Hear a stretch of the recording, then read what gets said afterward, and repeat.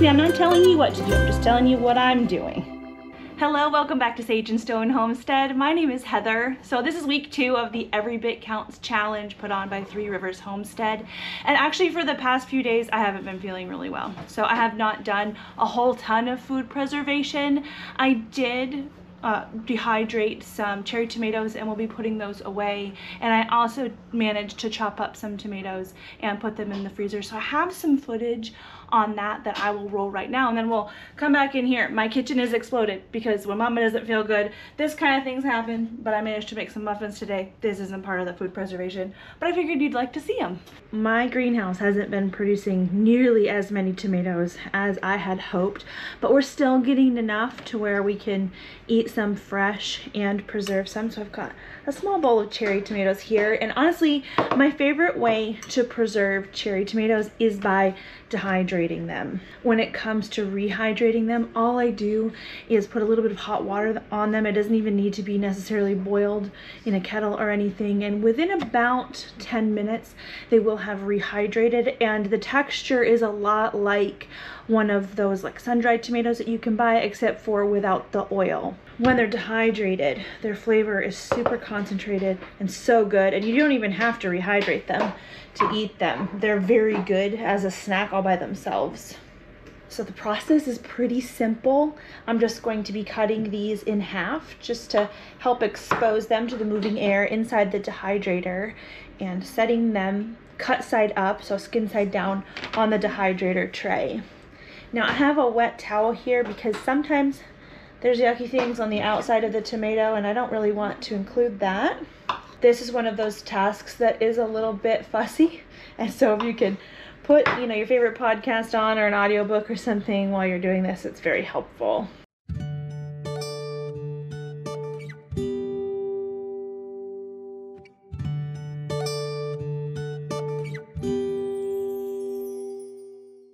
And you know, that didn't take very long. We've got our full tray of cherry tomatoes. I do have some, I don't know if they're grape tomatoes or bigger like this, the strawberry tomatoes, and I did quarter those. Now you don't have to salt these, but I like to. I think it helps enhance the flavor, as salt does. I'm actually going to use my favorite all-purpose seasoning called Farm Dust seasoning. This is going to get all over my table. Now we're gonna stick these in the dehydrator, and these will probably only take about 4 to 6 hours. I've got the thing cranked all the way up.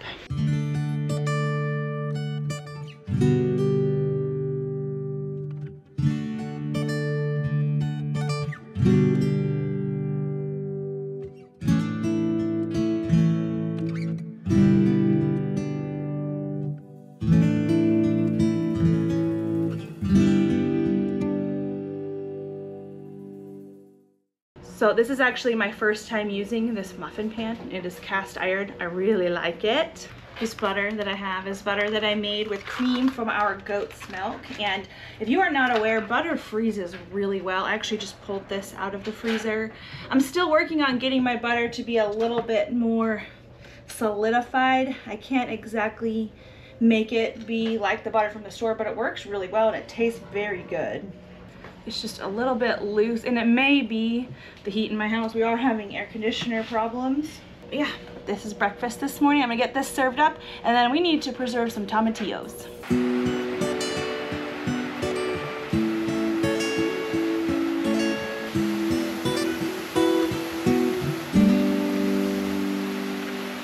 Okay, so I know this is not a garden tour video, but if I've got you in the greenhouse, I've got to show you things that make me really excited. So I have some sick tomato plants in here. They actually look better than they have all year. They're very defoliated on the bottom, but I've left them in here, and I planted some peas at the base, and those peas are starting to germinate, but this is what made me excited. This here is a little tiny orange accordion tomato. And I had an orange accordion tomato on the vine earlier in the season, and it had blossom end rot, and it dropped off, and then the plant seemed to get too sick to put on any more fruit. But it looks like it's trying again, so it's been worth leaving in.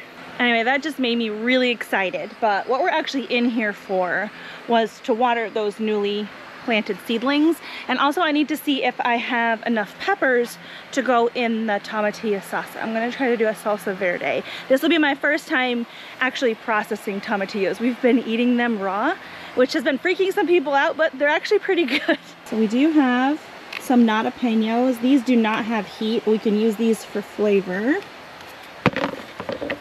Oh goodness. Shall we try to roast some peppers again this week? Maybe we should and actually pay closer attention. These are actually my pimento peppers. One of them looks like it's starting to get a bad spot in it, so I need to probably deal with those soon. There are a couple kind of small Tamdu jalapenos. I'm gonna pull these just because I think I'm gonna want them.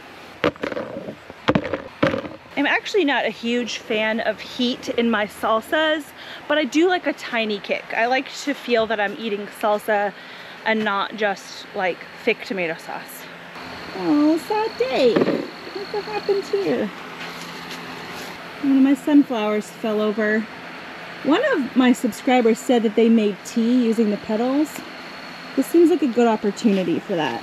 So before we get to preserving and making our tomatillo salsa, we have to go on a little bit of a side quest. So I have 4 kind of cookie sheet type pans, and I used all of them yesterday morning to basically fry bacon in the oven with them.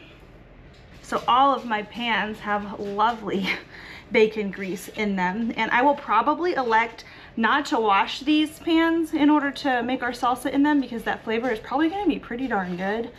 It's essentially impossible to go wrong with bacon fat in my opinion, but I don't need this much fat to be flavoring our salsa. So fat like this keeps very well in the freezer, and you can use it just like you would use anything that you would like fry eggs in.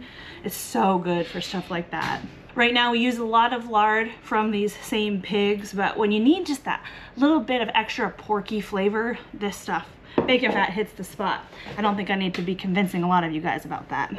I don't strain out any of the little meaty bits or anything. I know some people do. I have not found that it goes bad super fast. We have a bigger family, and again, I freeze it in these smaller containers, and so we go through it before it has a chance to potentially go bad, but you could strain out the little meaty bits if you were worried about it keeping. Most of the time when I bring this out of the freezer, we will just leave it on the counter, but it's also an option to keep it in the refrigerator, and that will help keep it from going bad as fast too. But in general, animal fats and things last pretty well, whether they're on the counter or in the refrigerator. This one also has the added benefits of having salts and things added because it's from bacon, from cured bacon. So there is that too. These are the big pans. This is where the volume is going to come from.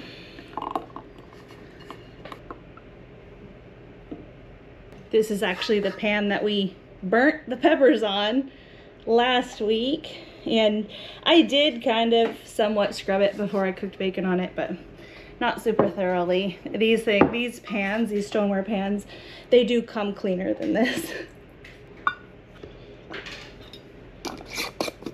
This one, because it's so little, I am just gonna either keep that on the counter or put it in the fridge because we'll use that up super fast. This one's going in the freezer, so it looks like that I'm already making up for sick days with stuff like this, and it wasn't even intentional. And this is a really good example of how like functioning homesteads and the abundance that they can bring. It just kind of never stops, and it's a blessing, but sometimes it really can be overwhelming. August. I still don't know what month it is. There we go. Bacon fat, 824. Okay, so I am looking on the National Center for Home Food Preservation because I've never made a tomatillo green salsa before. This is probably going to be somewhat rebel canning because it wants you to peel the peppers, and I probably won't. If you don't follow all the directions, you're technically going against the rules. So this does have as a blistering at least the tomatillos. I'll probably put all the ingredients in the oven a lot like I did with the roasted salsa from last week. So it says 400 degrees, so I'm gonna preheat the oven. The oven was already somewhat warm from our muffins this morning, so it won't take too long to preheat. If you follow our garden tours, you might know that earlier in the year I was having problems with basically all of our tomatillos had worms inside of them. Worms or this like underdeveloped dried dead moth. It was gross. So we decided that they were army worms, and for the tomatillos, the Spinosad organic foliar spray did work really well, but it doesn't seem to be taking care of the army worms on the tomatoes, which is strange to me, but it is what it is. So I do need to keep in mind, oh, you can't even see this. There you go, that's what my pan looks like. I do need to keep in mind that there will be other ingredients added to this pan. So I probably will have 2 pans, just like I did with the tomato salsa last week. I'm gonna go through a little bit of my logic of doing some rebel canning. Not that I think that you should copy exactly what I'm doing, but that so you can understand why someone might be comfortable doing something like this. So this calls for 5 cups of chopped tomatillos. I have more than that, and 1.5 cups of seeded chopped long green chilies. So I don't have that. I don't have that many peppers. I could probably grab some of the not hot peppers out of my greenhouse to make up for some of that, and I still might. We'll see, because yeah, it also calls for 1/2 cup of jalapenos. Maybe I will go out there and grab some green peppers. But let's say I didn't have the peppers. The peppers are not what's going to be contributing to the acidity in this recipe. This is where the acidity comes from. So if you're going to omit or cut back on anything in like a water bath or steam canning recipe, it is smartest to cut back on whatever is the least acidic, because it's not going to tip the acidity in the wrong direction, because it's the acidity that keeps the botulism from growing. Like I said, I'm not against rebel canning, obviously, but I do throw some logic in there too. I'm not just doing things willy-nilly because I want to and I don't like the recipe, you know? But obviously I'm not telling you what to do. I'm just telling you what I'm doing. This is my process. Oh, I was wondering when that was gonna happen. Finally, the onions hit my eyes. Put these in here. All right, so gone back out to the greenhouse and grabbed some peppers that are not chili peppers. These are some of those roasters that aren't quite red yet. We do want this still to be a green salsa verde, because green is in the name, verde. And then it calls for 6 cloves of garlic. I have 3 large cloves. These are from Elephant Garlic.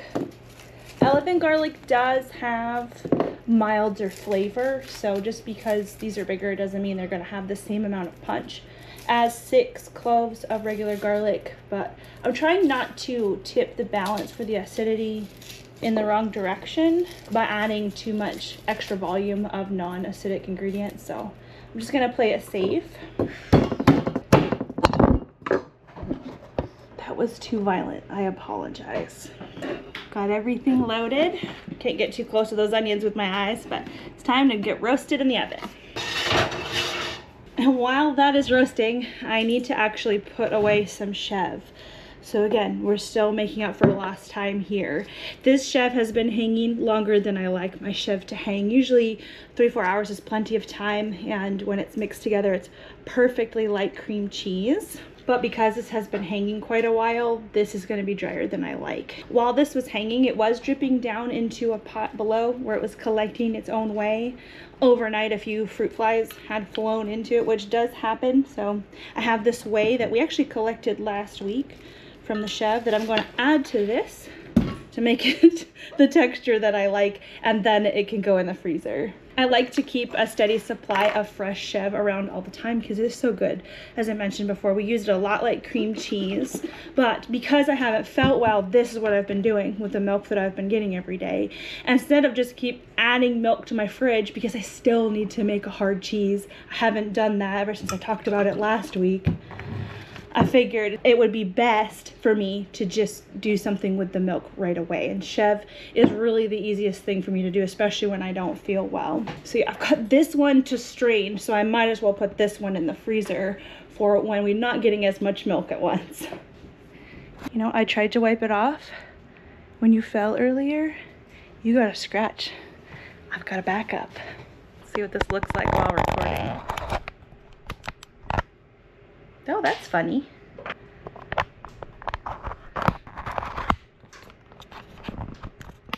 There you go, all better. My backups have been coming in handy lately. That's sad because this is probably, maybe I've had this 2-3 weeks. Anyways, the show must go on. And I'm just gonna add a little bit at a time of this way so that I don't oversaturate it, because I want it to be nice and spreadable, but I don't want it to be drippy. It's quite squeaky and it will absorb quite a lot of whey. You could add something like milk to this to rehydrate if you didn't have any saved whey. I will say that when you do that, it seems like the final product does not last as long in the refrigerator. So just keep that in mind. If you use milk, you want to use it sooner than if you used whey. Tiny bit more, and I like to salt the chev. Usually it's about a teaspoon when I make a gallon's worth of chev. Yeah, I was gonna put the whole thing, but I think that that's enough salt to mess things up, so I will err on the side of caution. There we go. Whoops, it's fine. Gotta taste test it anyway. So I have these little plastic vessels that in my house they're infinitely reusable, I guess, until they develop a crack, but we've been able to put all manner of things in these that we put in the freezer and then wash them and reuse them. This is about what you would get from 1 block of cream cheese, so about 8 ounces. Like that. And they freeze really well in these containers. Something that I'm noticing about my goats, which I do notice every single time, is that I'm getting less chev when I stop feeding alfalfa. So I have a bag of alfalfa, I just haven't been feeling like hauling it down to the barn. And talking about how I felt sick and how the house looks messy or whatever, you guys might be like, Heather, you have a husband, why isn't he doing these things? He actually did a ton of stuff for me this week while I haven't felt well. We've just been picking and choosing priorities. So this one has a little bit less in it, but this is all go into the freezer.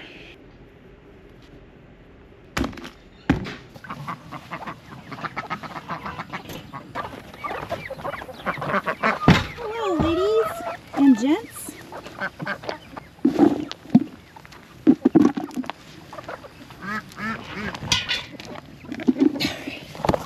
I knew he was going to do that. I set this down just so I could flip their bowl over, and they've already got their noses in my pot. Oh, gravy. Listen, I kind of want this. Now I gotta wash it. Okay. Thank you.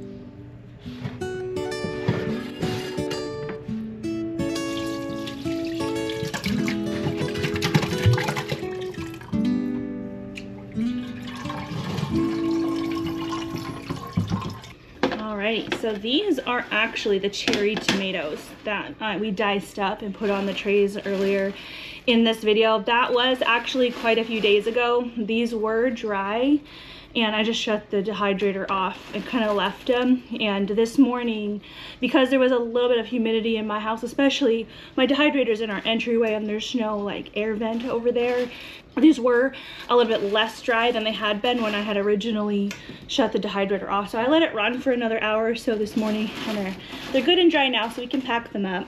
Side note, I love these Golden Harvest mason jars. Does anyone know where I can get a good price on these? I don't know if they make them anymore.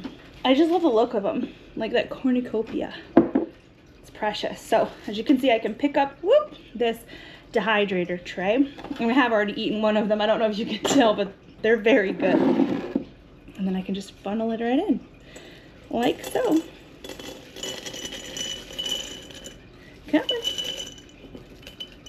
So ideally with these, what I would like to do is vacuum seal the top, but I am gonna wait until I can fill the jar all the way to the top. For now, a desiccant pack, and then this canning lid just screwed on relatively tight. This is going to be fine for short term.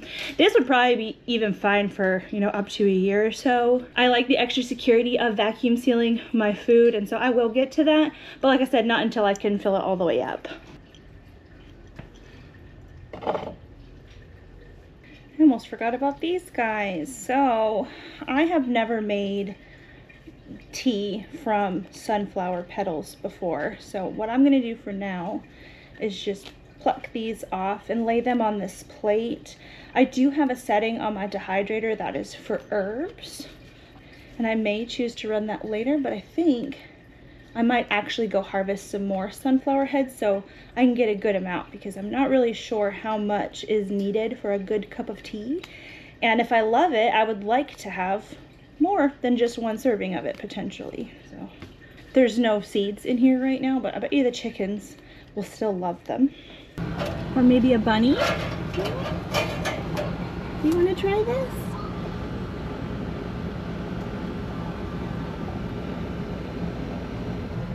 You look pretty interested. You want to try that? He's chewing on his down there. He just didn't want anyone looking at him.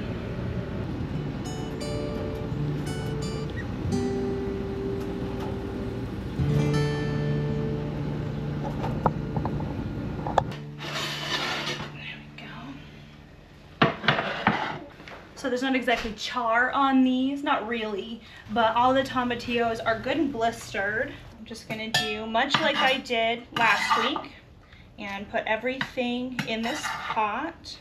Just like before, I'm just going to be kind of blitzing this in stages, spot blitzing. A cup of bottled lemon or lime juice. I have this giant bottle of lime juice that I have not been sad that I purchased. I knew I'd be using it. It says you can add a tablespoon of cumin, which is optional. I like cumin, I just can't find it, so I'm not gonna be adding that today, but when we open these up, if I feel like I'd like to have the cumin flavor, I can always add it later. And it also says 3 tablespoons of dried oregano, which is optional. Instead of oregano, I'm gonna do cilantro because that's just more salsa-esque to me. I know a lot of people don't like cilantro, so I guess oregano is an option for you. Visually, that was more than 3 tablespoons because it was freeze-dried just straight off of the plant. Everything is still really airy and fluffy. It's not like those bottles of ground up spice that you would get at the store. So it looks heavy-handed, but this is gonna be perfect. Oh, it smells good. Cilantro was the right call in my opinion. And this is what our salsa verde looks like. I have this, can you even see? It is like a 30-something year old SpaghettiOs personalized spoon. My vintage spoon from when I was a kid. Whoa, so much sweeter than what I've made in the past with tomatoes versus tomatillos. There is a little bit of heat. This is gonna be great. In tasting that, I will say that I can tell where cumin added would add a lot of nice warmth. Not as far as heat goes, but it would balance out the sweetness really well. Like it would complement this very well. So I'll have to remember that. I might even write like add cumin to the top of this so I don't forget.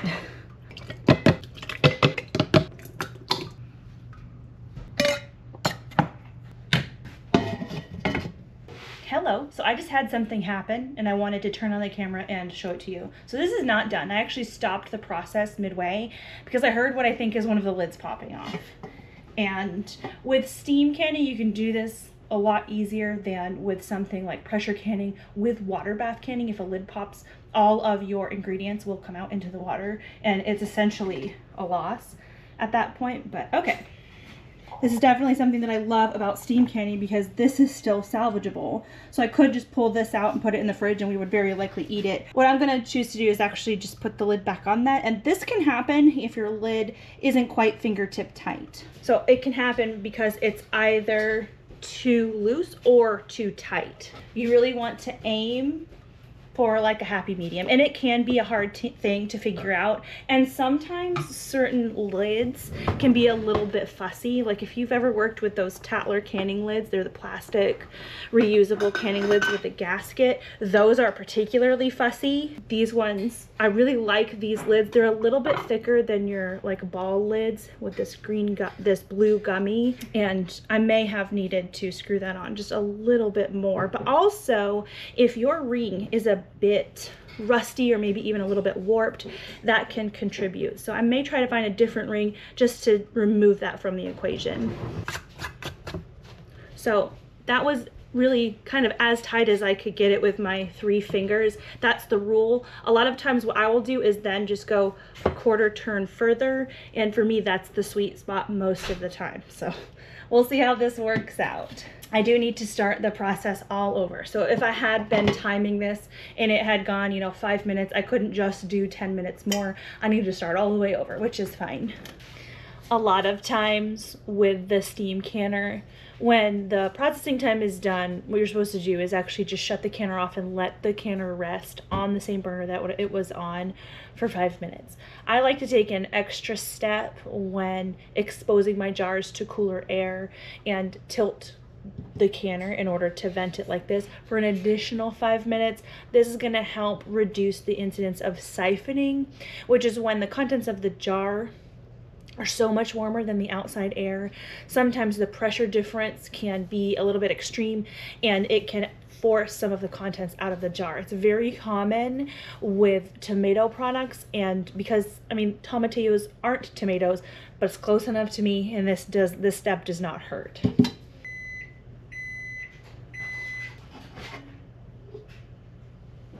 We have no blown lids, so that's a good sign.